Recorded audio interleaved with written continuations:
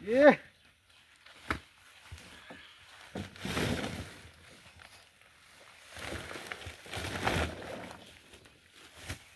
তাহলে মজা নেই তোমার হিয়া হ্যাঁ ওই গুললে গো তবাং কই কত দিছে এক সারি কত দি এক সারি মিয়া